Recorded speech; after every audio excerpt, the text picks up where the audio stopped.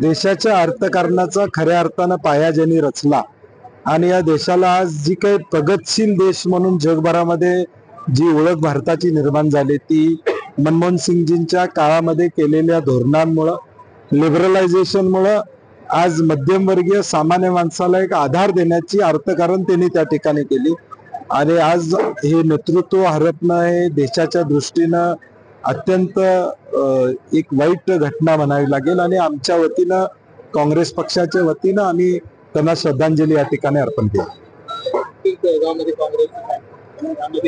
देश पातळीवर आणि राज्य पातळीवर एक बदलाचे मोठे संकेत आहेत ते दिलेले आहेत, कशा पद्धतीने याकडे नाही, काँग्रेस वर्किंग कमिटीमध्ये अनेक मुद्द्यांवर चर्चा झाली, परंतु काल आम्हाला तिथंच सांगण्यात आलं होतं की त्याचे स्पोक्सपर्सन जे सांगतील तीच भूमिका लोकांच्या पण या ठिकाणी झाली आणि म्हणून काही धोरणात्मक निर्णय त्यामध्ये घेतलेले त्याची काल माहिती प्रेस कॉन्फरन्सच्या माध्यमातून आमच्या प्रवक्त्यांनी देशातल्या सर्वांनाच या ठिकाणी दिलेलं आहे।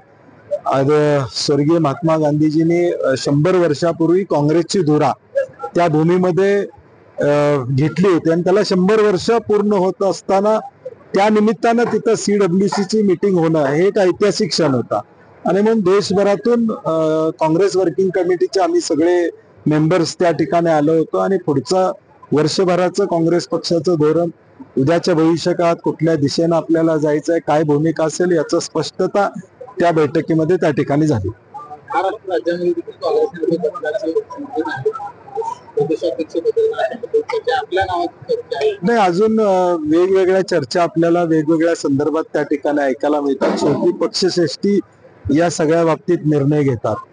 मूळचा झालेल्या विधानसभेच्या निवडणुकीनंतर त्याचं चिंतन करणं, एवढ्या मोठ्या प्रमाणात या सगळ्या गोष्टी कशा घडल्या याचा अभ्यास करणं हे आमचं सातत्यानं निवडणूक झाल्यापासून या ठिकाणी चालू आहे आणि म्हणून वेगवेगळी कारणं यामध्ये पुढे आलेले, त्याचा सध्या अभ्यास आमचा प्रदेश काँग्रेस म्हणून सगळेजण करतो आहोत। सरकार जरी स्थापन झालं असलं तरी राज्यातील कायदा व सुव्यवस्थेचे प्रश्न अजूनही सुरू आहे। कल्याणची घटना बघितली आपण, बीडची घटना बघितली, काय नेमकं या सरकारने नाही, सरकार सत्तेसाठी ज्या पद्धतीनं प्रयत्न केला तसं राज्याला पुढे घेऊन जाण्यासाठी प्रयत्न करते असं वाटत नाही।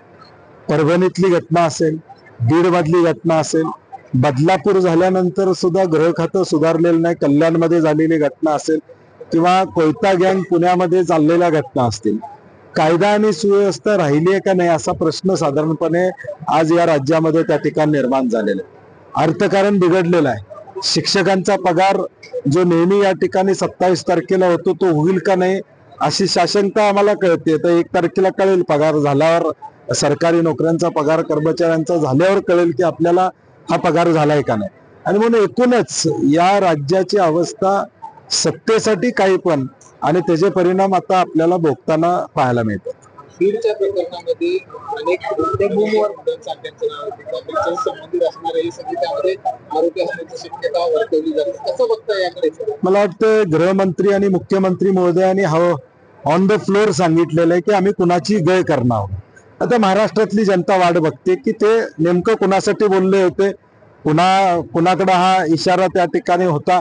आता बघूया पुढच्या काळामध्ये, आता 16 दिवस झाले अजून कारवाई काही झालेली नाही, आतून किती दिवसात कारवाई होणार आहे, खरे आरोपी पकडले जाणार आहेत का, कोण पाठीमागं होतं, त्या सगळ्याचा ते शेवटपर्यंत आम्ही पोचणार, कुणालाही सोडणार नाही अशी भीमगर्जना त्यांनी केलेली आहे। जे मंत्री झाले सभागृहामध्ये संपूर्णपणे बीडचा विषय असेल, परभणीचा विषय असेल, राज्यातली एकूण कायदा सुव्यवस्था असेल, या सगळ्यांवर चर्चा त्या ठिकाणी झाली, परंतु सरकार म्हणून जी भूमिका घेणं अपेक्षित आहे ती त्या ठिकाणी आम्हाला दिसलेली नाही।